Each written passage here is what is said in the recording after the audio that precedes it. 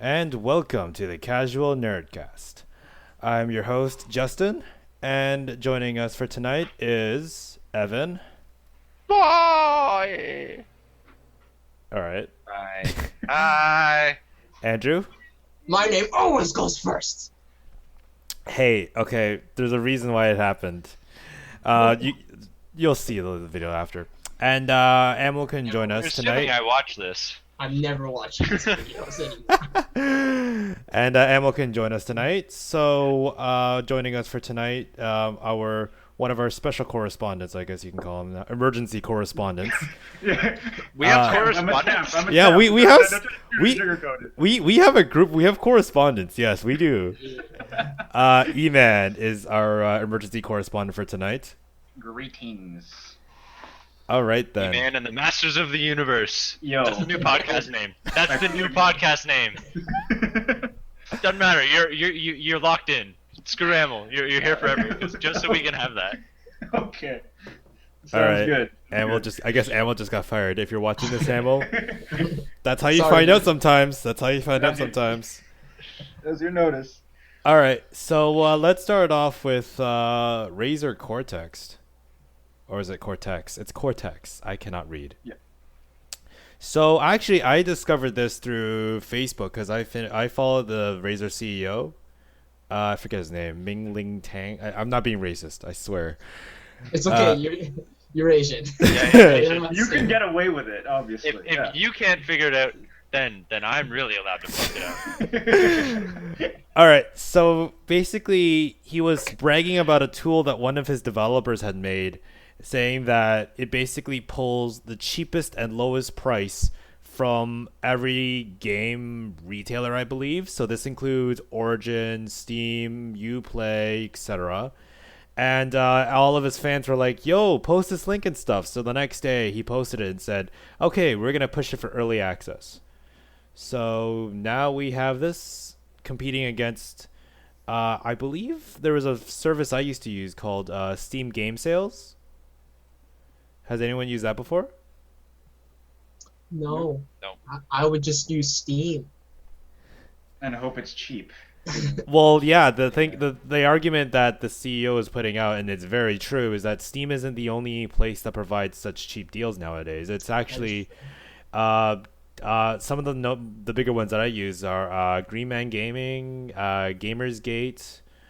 There's the GOG. GOG is another one. There's a long list that I've subscribed to all their emails, and now it just comes along as I go. And now Humble bundles. and Humble Bundles as well, yes. And dare I say sometimes Origin, but that's kind of a monopoly on their own games. So I mean, I can't really say much about that. But anyways, yeah. So this is an interesting tool. Have you guys heard about this yet, or excited to Tell me hear? on the Facebook thing that you were talking about. It feels like this feels like red flag deals, except all in one and just for software. Is it just for the software versions of the games, or will it actually look for hard copies where you could order it online? Yeah, Fairly certain it's only software. yeah. So it looks like it's only pulling from. Oh, it even has a save game manager. Yeah. Oh, so it's really? almost like Steam then. It seems when I first saw this morning, I thought like, oh, Razer's coming out with their own version of Steam. That's literally like what I thought. I thought this was kind of their origin, but this is something a little bit different, and it really interests me. I just have kind of negative feelings towards Razer Yeah. personally, but and that's honestly the only thing that's kind of keeping me away from jumping into this headlong.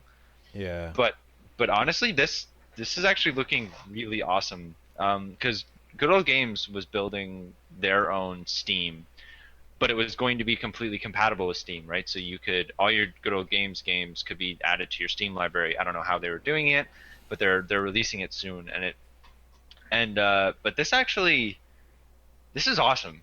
I think I'm really excited for something like this. See, if you're hesitant on using, Razer Cortex, what you could do in theory is use Razer Cortex to find the deals, and then use GOG's DRM to buy them. Well, I don't know about you guys, but I'm not really. The only time that I ever hunt for deals really is whenever I pre-order something, right? Otherwise, I'm buying something because it's on sale. Yeah, that's right. that. Like Yeah. if I buy a game, if I want a game, I buy it day one, and otherwise, and even on a day one purchase, I don't really care about buying a game full price. Um, that that's me though. This could actually be a very good thing for gamers as well, mainly because companies will now be able to log into a single source and then view what their competitors are offering their games at. So if they ever wanted to practice some competitive matching, price matching, then we might actually see a decrease in the price of games just because they can now actively monitor how much is Origin going to offer that, how much is Steam going to offer that. So that's also an interesting thing that we could take into account if they do choose to go forward with this and if it gets implemented worldwide. It's oh yeah, because I do remember the CEO saying that he was gonna pull in more publishers.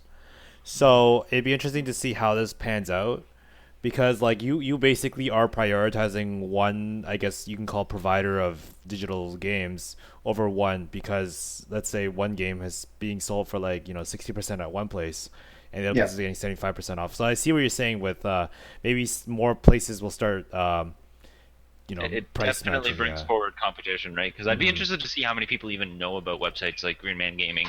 Hmm.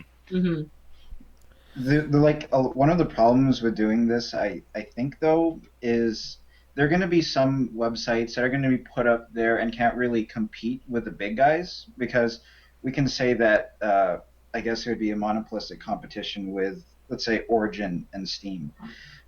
They can offer games at an extremely low price because they already have enough wealth to cover their operating costs. While small things such as Green Man Gaming might not be able to offer the same software at the price because they're just not generating enough revenue.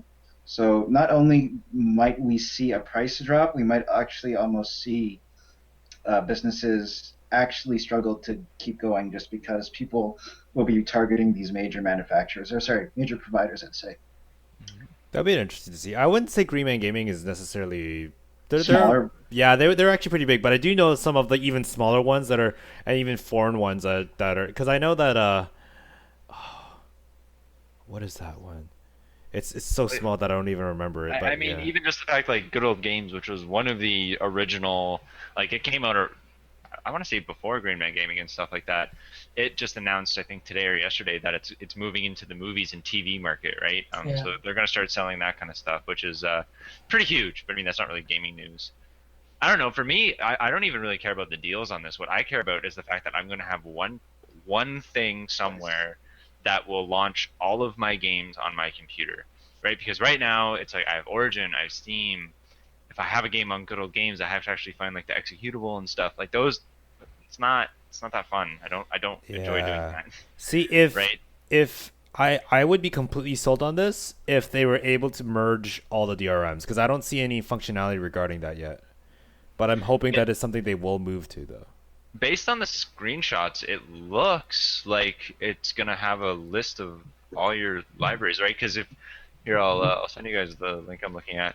Because there's 4 tabs. There's games, deals, boost, and share. So boost is also they're going to optimize the games that you're running, right? Yeah. So it's probably something like GeForce Experience, where they're just they have some preset settings, Yep. and then they'll run it. And share, you can also the other feature this thing has is you can easily share to YouTube and I guess maybe Twitch, I'm assuming, or Facebook and YouTube.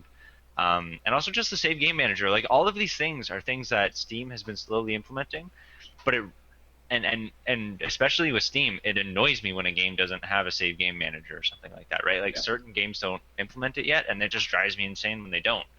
So if this is just kind of a one-stop shop for all of my games library, period, no matter where I buy it from, that's a big deal, right? And that's a big selling point for me. I'm just struggling to figure out how it will skip Steam's authentication, right? It might not skip it, right? It I might don't- just... Yeah, Because- like to me, it looks like it just sort of gets all of the, I don't know what you call, like executables or all the shortcuts. See- It doesn't actually like circumvent it. It just, like, instead of clicking the desktop like icon, you click on this and it'll. Yeah. Hmm. It's It's like what you were saying with Glyph or whatever, because you're running Rift or something. I don't know what I was when running. I got an email for, but anyways, keep going. Yeah. Either way, on Steam, Rift and ArcAge both use a launcher glyph, Right. right? So when I run ArcAge, it doesn't run ArcAge, it runs glyph, which I then have to click play on, and then runs ArcAge, right? So like, this could literally just be a huge collection of all of your shortcuts. See, yeah, exactly. Right? That's my worry now. So let's say, for instance, I have Splinter Cell Blacklist on Steam, and if I load it from Steam, it opens UPlay. So if I have Razer Cortex, and then I say, oh, play Splinter Cell Blacklist, open Steam, loads, open UPlay, bam. That's probably the cheapest way to do it. But I mean, so as long as Steam is always something that's running on my computer at this point. I don't know about you guys. It's never off. Right. So as long as this doesn't have a huge like CPU performance hit or something like that, I don't really care, to be honest. Personally, like even if it has to load something that loads something that loads something that loads something, if it's just because the fact that I have to sit there and go, okay, I want to play Battlefield 4. And I like go to my Steam just subconsciously, right? And I'm like, oh wait, shit, that's Origin. Now I have to open Origin, log in, do all this stuff, and like the fact that I can just go Battlefield 4, raise your Battlefield, good, and just play Battlefield, bro. That sells me. What was that? that was Evan's. I think my inner dude, bro. Yeah, inner dude.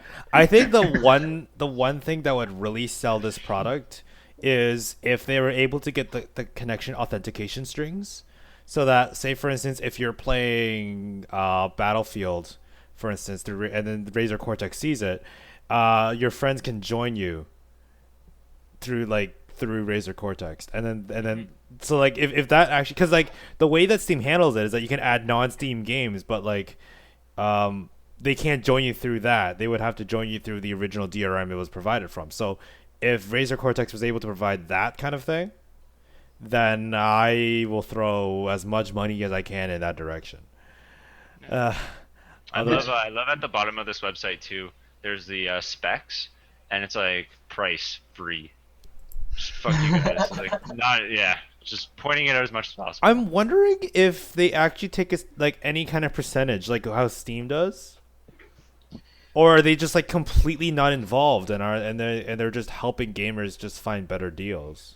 It could be that they're just trying to use this as like brand awareness, like, oh, you're using Razer all the time? Look at our other products that have Razer. That's a really big problem too, because with this it feels like they can make deals with other companies saying that, okay, if you pay us this much, we're going to advertise your company and your deals more so. And like along the lines of the cross-platform, I guess you could say, functionality between Steam and Origin and stuff like that. The only problem with having it all in one place without opening Origin, and so you went back to the idea of using Splinter Cell Blacklist. The only problem with just having it open in one spot is that you have to think about how companies are going to collaborate. So which secrets they're going to share, and which methods they're going to use in order to make that happen. And a lot of companies nowadays are extremely paranoid. So what we might actually just end up seeing is just a brand new search engine that's just going to open up either Origin or Steam or any of the other services that you use to open up your games, pretty much. Mm-hmm. Because you're talking about like a major corporate partnership, not exactly a partnership. I'd say a joint venture between any of the companies that would be interested in collaborating with Razer for the Cortex in order to do the ideas that you were talking about earlier. So yeah, it'll be interesting to see how this kind of pans out. We all share pretty much the same concerns, so that's good. Yeah, so I'm really excited about something like this. Pretty much so. I mean, yes, there are potential of those things happening, but I think, to me, this seems like a very Google thing for this company to do, because, for example, Google, they make money off of your phone regardless of how much you purchase, right? Like, I think I read a spec one somewhere where it was like they make X amount of dollars off of you every year you use an Android phone. And I feel like this is something that Razer's doing, right? Like, I feel like Razer benefits from you playing games, period, right? Like, if you play games, then you wear out your mouse, you have to buy a new mouse. Like, they they want you to be playing games because they make gaming peripherals, right? Yeah, that's also very true. Maybe it's I guess in the short term they don't make like a direct cut from like whatever deal that you get, but it's kind of like a catalyst for you to kind of encourage you and say, for instance, oh my computer sucks. Oh, but I have the Razer Cortex and I heard that it integrates really well with something like the Razer Blade or something, and the next thing you know you're blowing $2,500 on a laptop. I mean, like this boost setting, right? Like they might even be like, oh, by the way, so your 760 runs this game at this frames. If you got a 780, it'd run at this. I don't know. Like, I mean, there's a lot of of potential for something like this, right? Yeah. I do see, Eman, your critiques of it, because it could go very south. It could go very sour, sorry.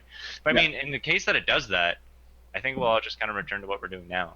Yeah. Pretty much. Yeah, and that's what I was going to say. Like, this isn't something kind of like Origin where they're like fragmenting like your library. They're just sort of another option. So if it doesn't work out, we just don't use it and we go back to day one. Yeah, unlike Origin, where Origin is literally forcing you. It's like, oh, you want to play EA games? Use Origin. This, it's like, oh, you want to not use this? Well, shit. Yeah. Because I really am hoping that this goes well, because that is really annoying having to switch between the programs.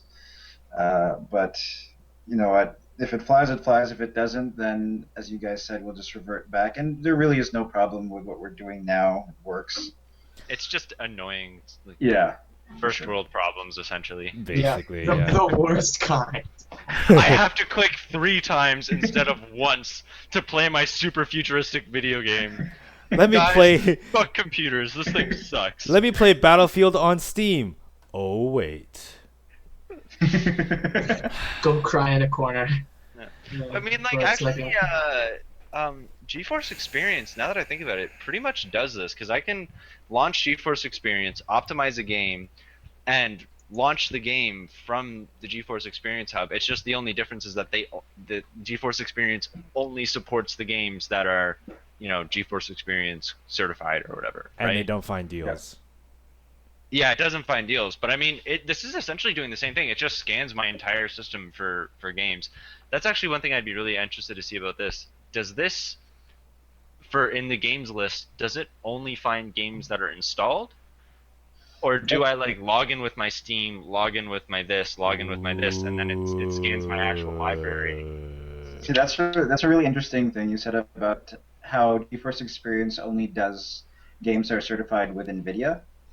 That's what I feel like you're going to run into with implementing something like this. You're going to have a lot of licensing issues. Well, this isn't. It's not necessarily certified. It's just because GeForce Experience, the main function of it is that it optimizes the game. Yeah. Right. Yeah. So they only have games that they've run optimized tests for. And I mean, Right? So every single time that they do it, they make a new game. It's like, oh yeah, you know, now we optimize this game. So blah blah blah. Right. and So plus, I guess it's really up to developers who are using it. and plus, like it looks like Razer Cortex, they're not making any money off of it directly.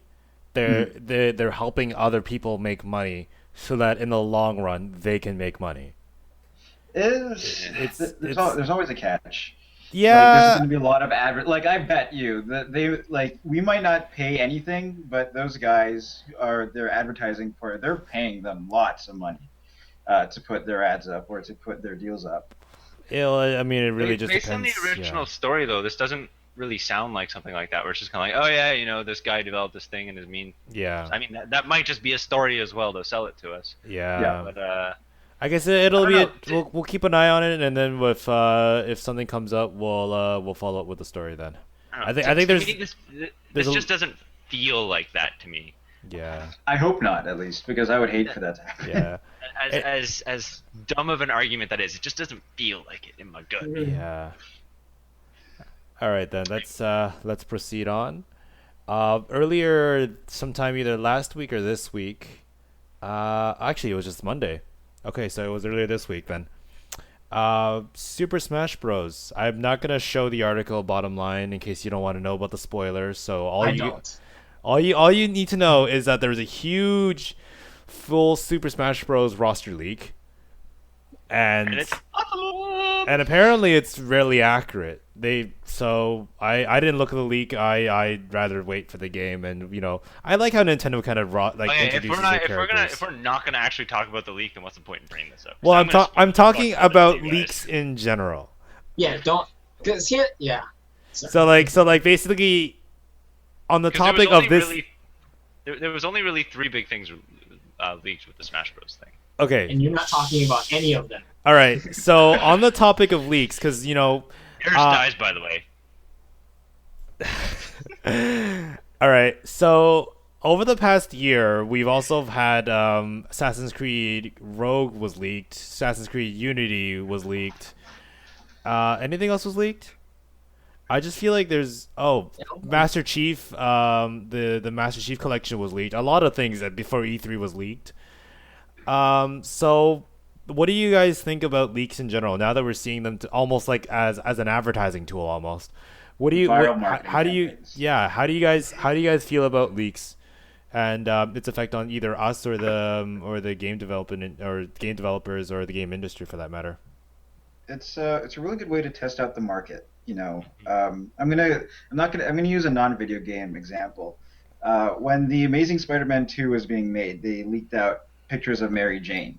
Uh, and when they leaked these pictures out, the fans weren't really happy with how she looked, and so they actually wrote her out of the script, just because of sort of the fan reaction. So we can actually be seeing that applied to the video game world. We could be like, okay, this company is going to release this footage of the game. We're going to see how the fans react to that, and then we're going to say, oh, that wasn't actually it. That was actually just some fake footage. This is actually what we were putting forward. And it's just like a good way to test out what the consumers might think in the future. I feel like that's the best case scenario for a leak, but I haven't noticed Yeah. that being the case though, because in the case of like I believe the Master Chief collection, I remember the CEO saying that they were genuinely upset that it got leaked because that was kind of like the highlight of the Microsoft conference for them, or a highlight for 343 for that matter. With regards to Rogue and Unity, the leak occurred, and it was literally the next day Ubisoft was forced to release trailers of their games respectively because I guess it's they don't want the leak to misrepresent the product, so they would rather release the trailers now to show like properly whether or not that's actually what that is. And maybe it was the guy who was uploading the YouTube video be like and then next thing you know it's like I'm skeptical on which side I'm on, whether or not it damages the game industry or it actually kind of helps the game industry. You put a good example of how game leaks can help the game industry. For instance, if they leak this like this, for instance, the Super Smash Bros. Roster, it's like, oh, why are some characters missing, or oh, why are characters not there, or why is this character here again? He was terrible, or she was terrible. That gives Nintendo room to play with, but I don't know if this is necessarily the case. Yeah. Definitely not in all cases. And I think definitely in almost no cases, like I think that leaks, typically a company pays a lot of money to very smart people on how to sort of present and like schedule their content in a way so that the consumer feels generally like kind of satisfied until the actual game releases. Whether like we've also talked about it a lot on this podcast, like a lot of us would kind of prefer like sort of no news until it's like ready to go next month or 2 months from now. But like to be honest, like yeah, but also on the other side is like leaks don't really like I think it's kind of upsetting that the company like the developer or the publisher doesn't get to sort of control their sort of schedule for their product, which they should because it is their product. It's like they're the one putting money and development into it. But Actually, yeah, I agree with that. But to a certain degree, because there have actually been new marketing theories regarding viral marketing campaigns. And what they do is actually what I just sort of mentioned is that sometimes people don't want to know that they're being advertised something because then it just looks like you're pushing it into their face. They want to sort of find it out on their own so they feel sort of, I guess you could say, ownership over what information they find out about. They feel exclusive. Yes, pretty much. And that might actually cause them to provide more feedback because if everything is always announced, then there's really no surprises anymore. Same thing, like I can't tell you how ecstatic I was when I saw, I'm gonna stray off again, I'm sorry, the Batman Superman leak trailer. that was ridiculously cool. And the reason why I was hyped up for that was because it really wasn't meant to be there. I'm pretty sure like they didn't mean for it to be there because they got rid of it later.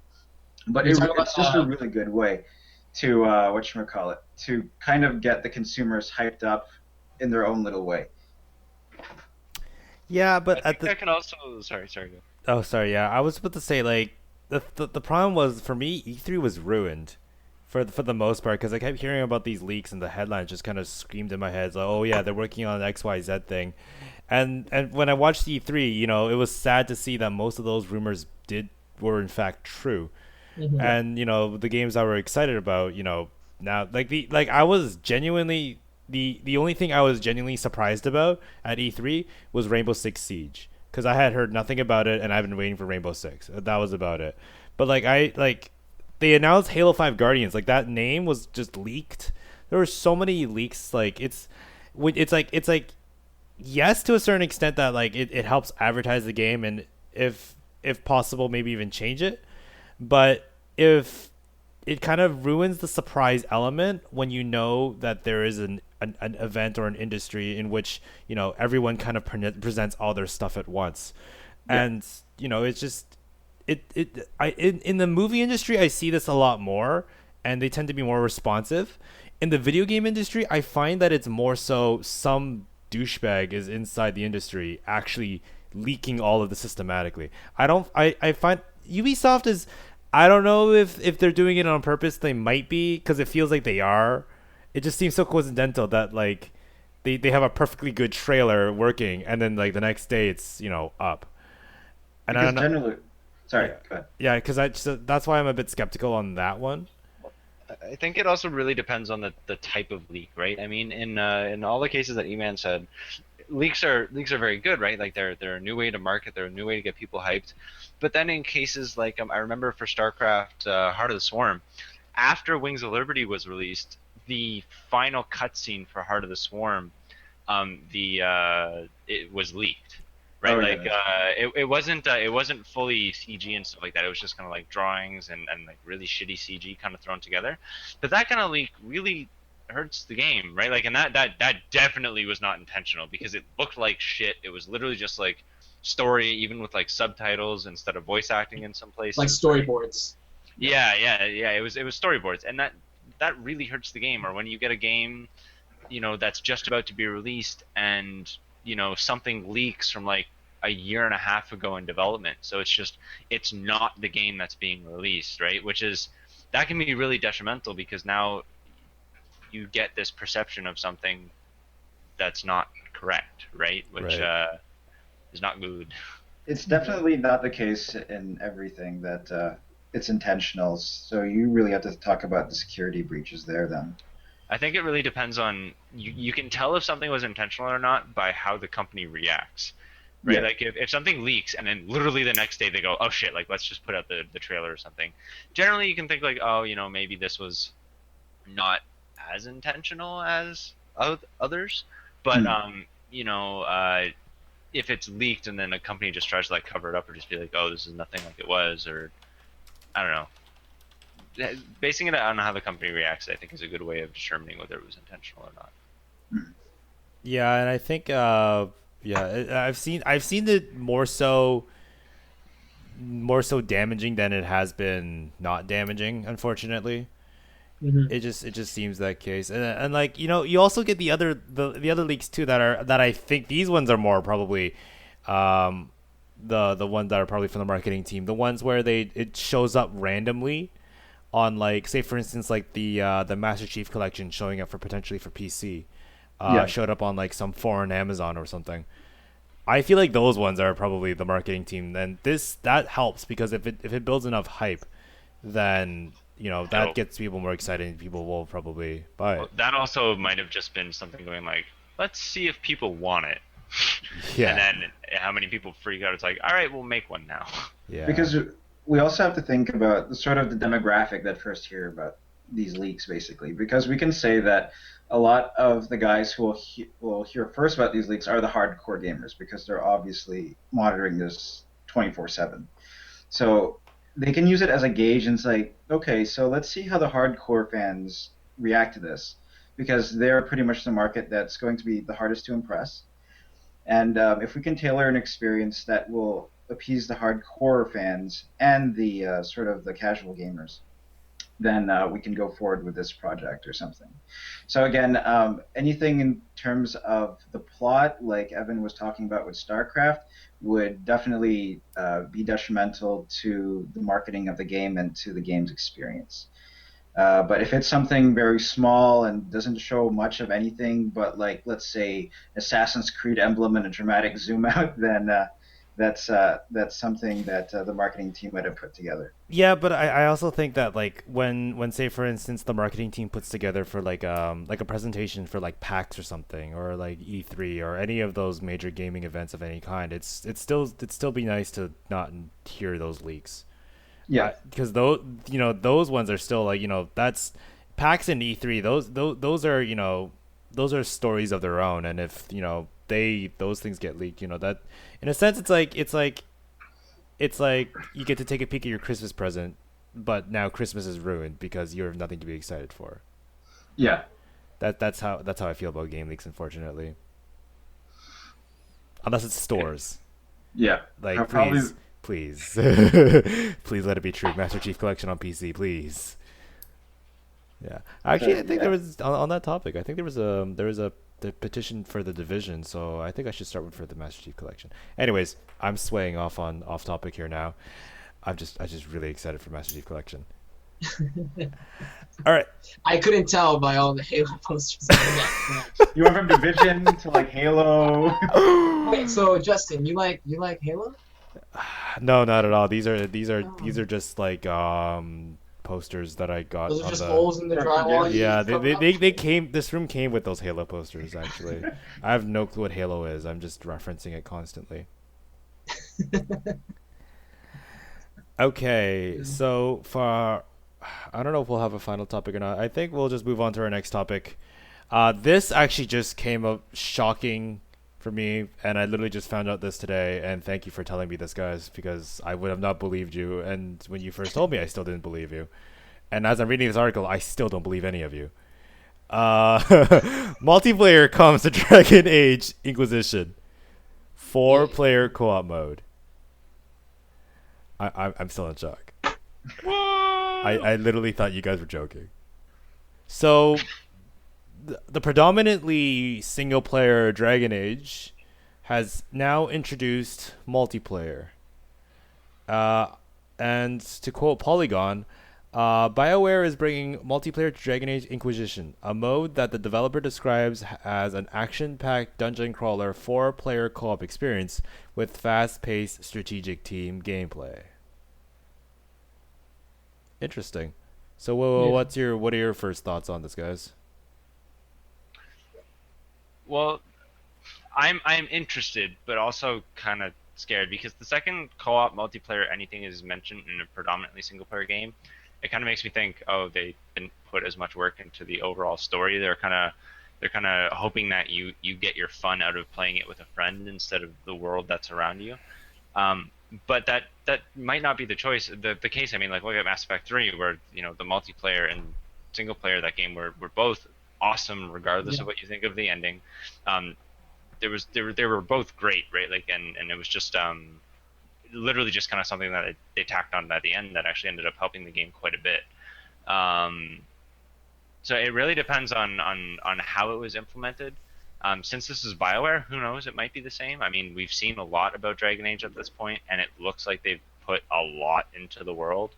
So we'll see. Yeah, like for me, like being a huge like Dragon Age fan, like this doesn't actually concern me that much. A, because it is BioWare and we've seen them and their work with the Mass Effect 3 thing. Like I really liked the co-op multiplayer in that. It was actually a lot of fun. It was also pretty hard. Like you kind of needed to coordinate with your friends towards the end. Like for gold, or I think they introduced like even a higher difficulty after that. And but also like the argument, not the argument, like the idea of like they could have used that money for more single player content. I don't think always holds up necessarily. Like I don't think just throwing more money at a product necessarily makes it better. Like for example, Star Wars: The Old Republic. They ton of money into that game, and it came out great, but it wasn't like there's a point in that graph where the money increases, but the quality doesn't as much. I think like supposedly this is a 200-hour single player game. Like this is a closer to they're trying to, from what they say. I haven't played it, but from what it sounds like, this is closer to Dragon Age Origins than Dragon Age 2. Like they are trying for this game, and I feel like this is something like we're gonna throw more money at you guys, but in the form of a multiplayer development team. So I'm excited. It seems like it could be cool. It is also very interesting that you guys brought up Mass Effect because it's the uncanny resemblance. The last BioWare co-op that you guys can think of is Mass Effect 3. Now, Mass Effect 3, for those who don't know or don't remember, depending on how well you did in the co-op, it would affect your effectiveness in the single player. Dragon Age, on the other hand, the multiplayer won't have an effect on the game's single-player campaign and vice versa. The co-op story mode is separate from the game's campaign, and items from the multiplayer won't carry over to the single-player. So that's interesting to see how that's going to pan out. I don't know if maybe it's 12 characters that are, preset classes that you play as, or do you customize 12 characters? But I know it just sounds like the focus is more like Diablo 3 Rifts in 3D. Without there is progression in the sense that like you are finding loot and you're equipping to make your characters better, but it seems like it's only for the sake of the co-op. So how do you guys feel about that? Because I mean, BioWare traditionally tries to traditionally I mean like the last game. So Mass Effect 3, they tried to put everything together in one nice package. Now it seems like there's two separate entities. It's like two separate games. Yeah, but like I'm not upset when I log on to play Call of Duty multiplayer that this doesn't affect my single player. Like the idea of multiplayer and single player being different isn't new by any stretch of the imagination. Yeah, but I mean the difference here being is that like because you are contributing in a role. And like, cause this is a role-playing game, and you're contributing a role, and you hope that maybe like how you perform, how in one part of, let's say for instance, hypothetically speaking, the multiplayer is on like one side of the land, and then you're working on the other side of the land in the single player, and you're hoping that maybe that how you're progressing in like the one piece of land, it's helping you on the other side of the land, etc. So like, I mean, it's Call of Duty. It's just it's like their aim is to be competitive. Dragon Age, It's sorry. It's just like you're playing a role, and you're hoping if they are two separate economies, but they're within the same, I guess, lore. Something may affect something, but it's just interesting to see that like they're just two complete separate entities. Like they're like different dimensions or something. Like they have absolutely no interaction between the two. Well, I mean, you mentioned Mass Effect 3 having effect in like the multiplayer affecting the single player. I didn't give a shit about any of that when I was playing the Mass Effect 3 multiplayer because I had already beat the single. Like I generally when I play a game, I play through the single player and then I touch the multiplayer. So at this point, I didn't care at all. That I was just literally having fun and playing it, right? Which is I think kind of I don't know. The fact that something has effect in multiplayer, I don't doesn't make a difference to me. It literally just comes down to, is it fun? And basically, is it fun? If it's fun, I'm gonna play it. I mean, if it's, there's no second thing to that. Actually, never mind. If it's fun, I will play it. And I mean, the fact that I can potentially, so Andrew, you and me, we love the Dragon Age series forever, and the only thing we've been able to share about this game is stories. Yeah. Right. Now we get to potentially put those stories together and have our characters fight side by side in quests. Oh man, I'm gonna be a mage and I'm gonna see someone. Awesome! You're gonna strike them in the face. Oh, it's gonna be great. That's awesome. Like that just idea like of being able to share these epic Dragon Age stories that we've been telling each other for forever. Now you're gonna be able to share them. But the way this has to be implemented well. But yeah. That's awesome. But the way we have to talk about the strategic or what the goal of the game companies were when they're making like co-op experiences. if it's sort of like an afterthought, because game development more or less is a project that is a huge undertaking.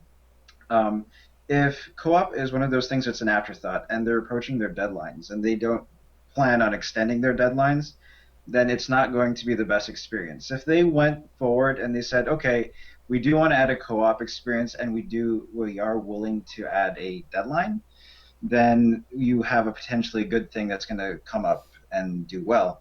Like Splinter Cell Blacklist, Conviction had a pretty good co-op multiplayer as well.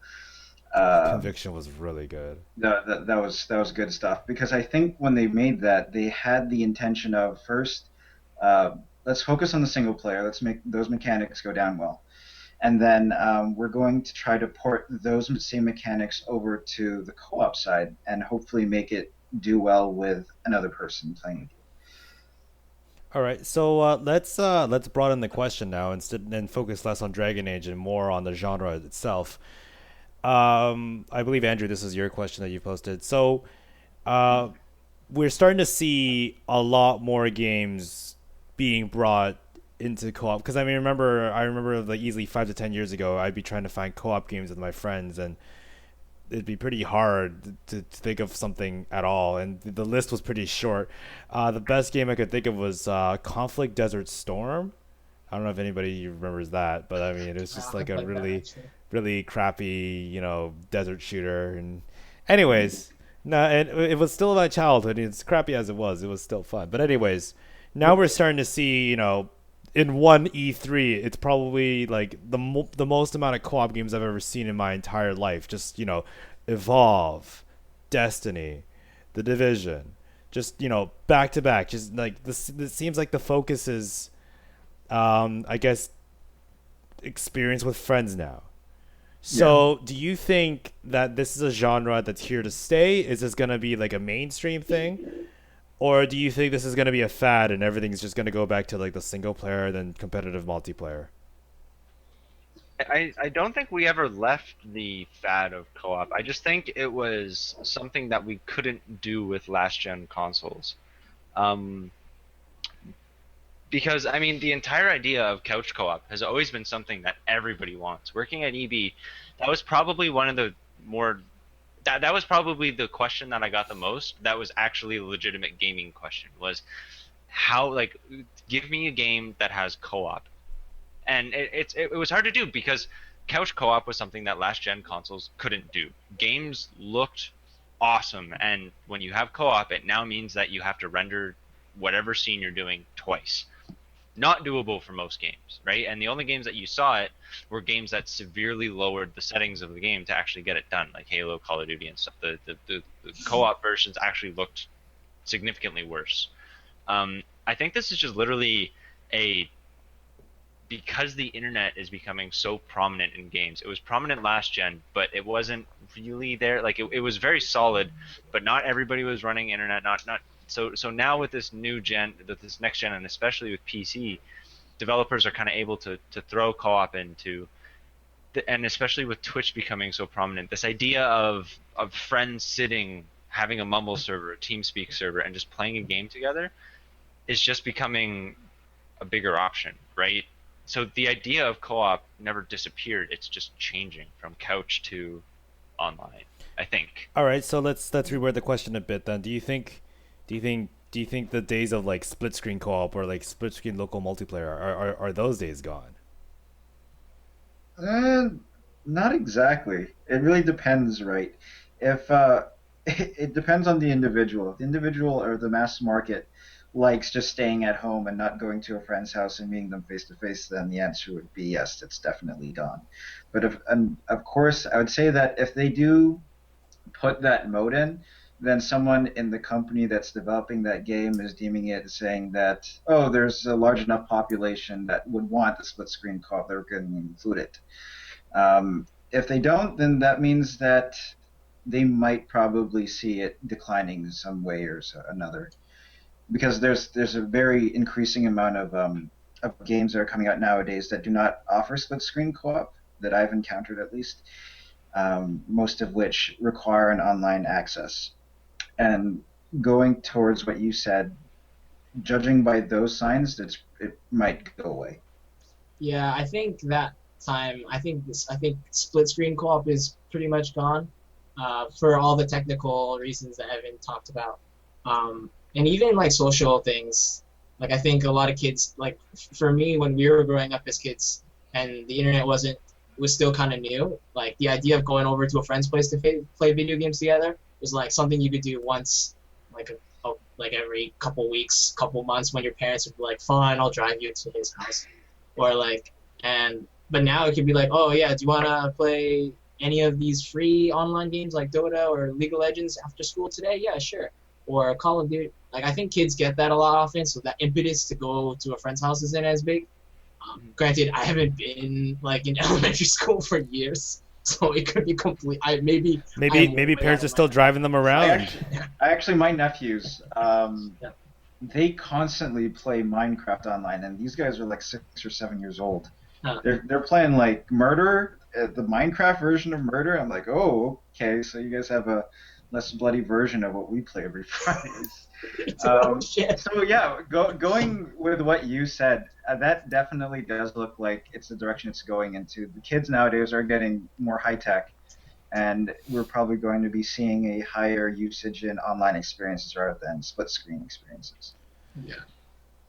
And It's kind of sad. Like I loved like playing Mario Kart. I have so many like Mario Kart stories and stuff with friends, but I personally don't necessarily think that we're also losing out on split screen co-op. I think it's just becoming a little bit more niche, right? Because I mean, if you look at Towerfall Ascension, right, where yeah, I was thinking. that game literally is couch co-op incarnate, or you've got Dive Kick, and I mean, I think actually we're kind of on the tail end of it, but we're actually the perfect demographic for couch co-op, just because like university students are that demographic, period. Right, Mhm. where you have a communal TV, you have 5 or 6 people living in the same house, and then while you're all making dinner or whatever, you just kind of go and play a game. I know our TV downstairs right now has pretty much become an NHL and Super Smash Bros. Machine, right? Like that's literally all that's played, and it's pretty much going on consistently throughout the entire day, right? So like, I can just go downstairs and pretty much guarantee myself I'll have somebody to play one of those games with. So I think I think that this university demographic is definitely a couch co-op and just kind of general co-op machine. That's where this stuff happens, right? Where we have the free time, definitely, and we also have the need to not study, right? But I mean, we're us as the 4 of us are kind of getting to the end of that, but Yeah, it's interesting what you say, because basically if you're involving roommates and such, and it just doesn't make sense sometimes, because my roommate and I, Alex, we basically had two 360s in the same room, and we both had TVs hooked up, and we just plugged Ethernets into each other's Xboxes, and that's how we did like local co-op of any kind, because LAN parties. basically LAN parties. The next best. It's like the best compromise between both local split screen and like online co-op, because you get like anyways, you already know, but like I think it really depends on if the games keep pumping out, because at this rate it might just be indie games, Nintendo games, and that's about it really. I'm not saying that it's very prominent. I'm just saying Right. I don't necessarily think it's dead. I just think it's moving to a very niche market where Yeah. if you want to play couch co-op, you're going to be playing a couple very specific games, and that's literally just the limited. Like, you're going to be playing fighting games, you're going to be playing sports games, you're going to be playing racing games, maybe. Like it's just very limited. Which is why, Yeah. which is why sorry, like It's which an is, arcade experience. Sorry. yeah. Well, yeah, I was just gonna like, which is why I chose to use the words like I think split screen is pretty much dead. It's sorry. Like you'll be playing games that are like sort of one screen, like Super Smash Bros.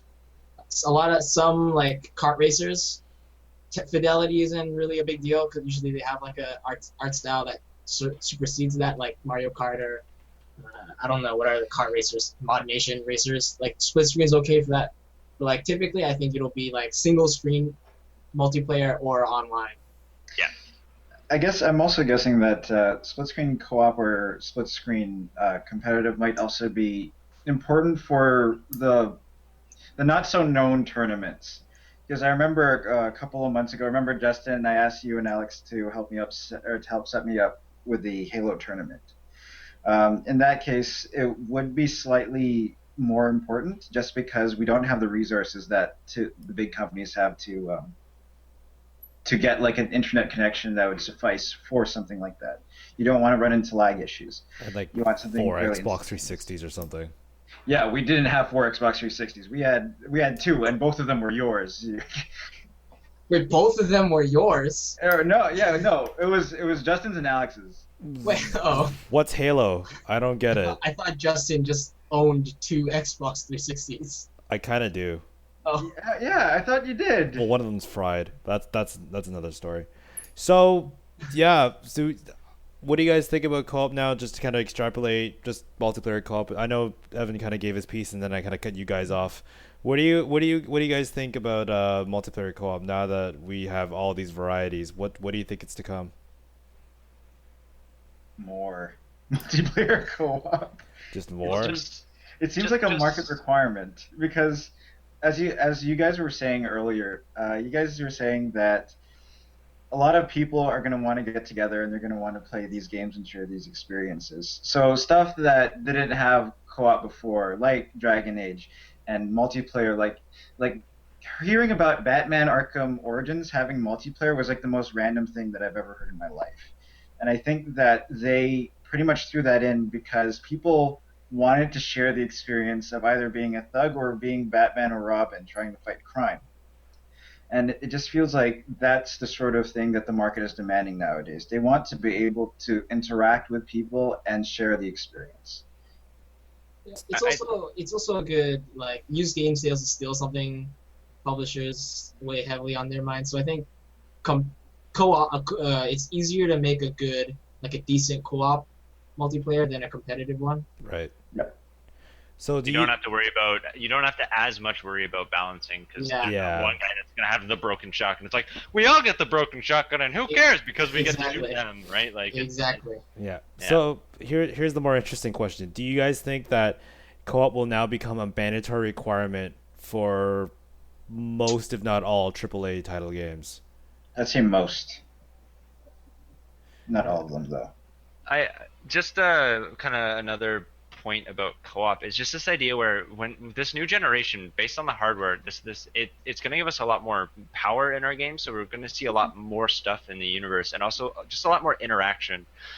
And I think that interaction is also what leads to co-op being so prominent. It's just this idea where you're going to interact with the world with friends, and just that, I think, is what this entire generation is going to bring forward a lot more than just kind of where last generation we got bigger stuff. Now we're going to get more stuff instead of bigger. Yeah.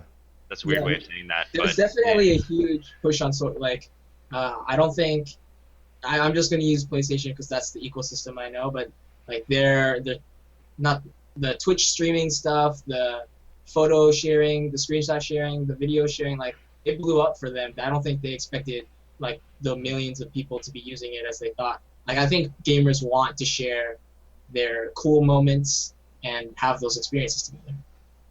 Because like I've been using the PS4, and in terms of the interface, I feel like I'm interacting with Facebook sometimes. Because if you look at the user profiles, I'm like, this looks like someone's Facebook profile page. I don't like. Sometimes there's a bit too much information that I don't really care about. But yes, those key functionalities that PC has been dishing out in terms of streaming and in terms of just putting stuff that you play online is finally starting to come out. So I would say that like offer those features, but sort of dial it down a bit because gamers don't necessarily care, or at least what I think, we don't really care what you did 5 minutes ago and you logged off afterwards. And then you started playing Secret of the Magic Crystal or something. I don't know. But Secret of the Magic Crystal. that was a magical experience. I gotta show you that's that. That's a JRPG game if there isn't one. That's in development right now, I guarantee. No. It's a horse game. I'll show you the link. I had to play it. It was an amazing experience. Just all right. Watching play that. Oh, I forgot what I was gonna ask. Shoot, it was a good question too, and then I completely forgot. So let's see. With back to co-op. Oh my god. Oh, there we go. MMORPGs. So the here's my question. So we keep talking about these new co-op experiences, just to kind of highlight them. The ones I'm targeting in particular, the Division, the Crew, and Destiny. When they were presenting themselves, it seems like they were just saying, "Oh yeah, co-op, it's gonna be there, it's gonna be great." But in reality, when they're demoing the game, it's basically an MMORPG, but they didn't really advertise it as such. Yeah. Do you think there's like I guess what the word is faux pas? Are you talking about like a stigma, like a Yeah, like underlying thought? yeah.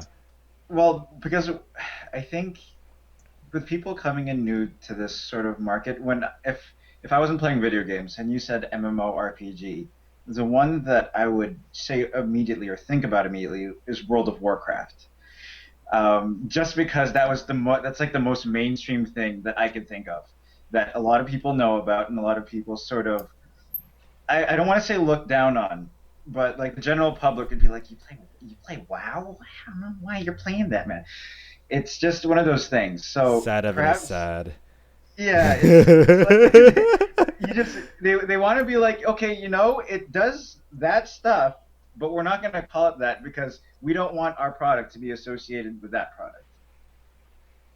They don't want their product to be associated with something that has 7 million people playing it. Yeah, I think Well, I it think really it's- depends about the public image of those 7 million people, right? Yeah, but I don't think it's. I think the fact that they don't. I think there's two reasons they didn't call like Destiny an MMORPG.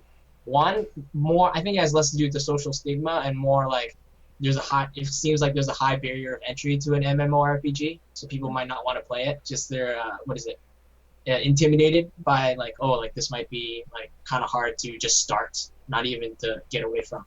I think that is one, but more because like the Crew did the Division. I don't know about the Division, but like the Crew or Destiny, from what I've seen, they don't seem like true MMORPGs. Like it's not like this isn't like a consistent hub world where you're going to be running into like thousands of fellow players. It seems more like the lobby is the MMO, like where there's a lot of people and people are like going into instances where there's like their group, maybe they run into like, or if they're solo, they run into like 3 or 4 other people. Like I don't think that you're going to be running into like hundreds of people in Destiny. Besides that hub world. And then the major events. Yeah. Yeah. So I guess. So there's sort of pseudo like MMOs, RPGs. So is that what we're calling them now? Pseudo MMOs? Well, what defines an MMORPG? Does it have to have a certain amount of people on a given server at a given time? No, it literally just means an MMO is basically it's basically WoW. Like honestly, like that, like it's kind of I'm trying to think of another type of game where a lot of games are like it, but it's like a kart racer, I guess, right? Where a racing game, it's still a racing game, but it's considered a kart racer just because it's got like these 1 or 2 extra little things and it feels arcadey, right? I don't really like that analogy, but it kind of works. Where an MMO, something can be huge in multiplayer and awesome, but it's just it doesn't have the MMO feel, right? Exactly. Like, because I mean, by definition, Dota and League of Legends are MMOs. Okay. I guess So, technically, right? It's just They're more so MOBAs though. That's they're not more so. They are. yeah, they Do are. you guys remember a game for the PS3 that came out a long time ago called Mag? And it was like 150 on 150. Would that be considered like a massive multiplayer game? Well, no, because it would be massive multiplayer online, but it wouldn't. It was be... considered It wouldn't be a an RPG. massive action game. That's what I remember. That's what it stood for. Yeah, I actually loved that game. That game was fantastic. I'm so sad that it died. It was But- underrated to me, at least. Yeah. Anyways, it's MMOs are a weird little thing because when I played Destiny, it felt exactly like an MMO. It did. I was like, I really feel like I'm playing WildStar or something right now. It's just shooting instead of hacking with a sword. MMOs are weird, and I love them. It's basically like what I'm assuming. Correct me if I'm wrong, Evan. It's basically you go into the Borderlands settings and you set public, and then people could just randomly join your game. Yeah, and also just the quest structure was very much the same. Where it's just like I get a quest, and it's like, oh yeah, I'll just go and kill 10 of these things, and then I turn around and there's also like 5 other people killing 10 of these things, right?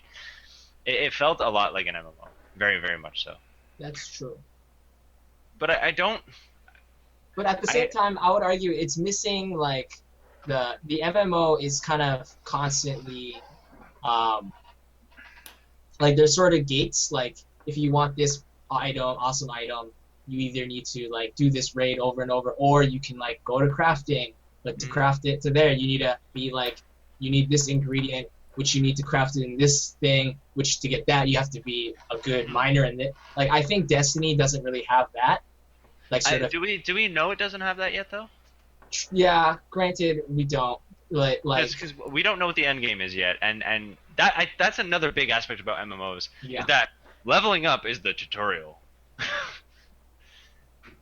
which Destiny definitely the developers have stated like the game begins at 20. Yeah. Right, which makes me excited to be honest.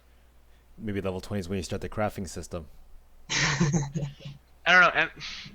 It's hard to define MMOs because at their in their name, like a first-person shooter is easy to define. Is it first person? Do you have a gun? Are you shooting things? Okay, first-person shooter. An MMO, it's like, is it massively multiplayer online and is it an RPG? Yes. Well, that doesn't necessarily mean it's an MMO in the sense of an MMO. Yeah. Right. Yeah. I feel like we're breaking into a new genre that's like. I guess the word that I'm hearing a lot of is called shared world experience. Yeah. But that's not really a genre, I guess. Do we just call it a shared world? It doesn't really roll off the tongue. I don't know. SWE. SWE. It's a SWE. All right. I literally tried Googling the formal definition of MMORPG. And it gave me an online role-playing video game in which a very large number of people participate simultaneously. So I guess at that point, what number of people constitutes a lot of people? I would say more than 4. It's even Guild Wars. Like Guild Wars 1 had instanced worlds, right, where only the cities were where you interacted with people, and then outside of the cities, you got your own version of the world. But that game is an MMO. It's one of the originals, right? Like, so it's. I don't know if I agree with that definition.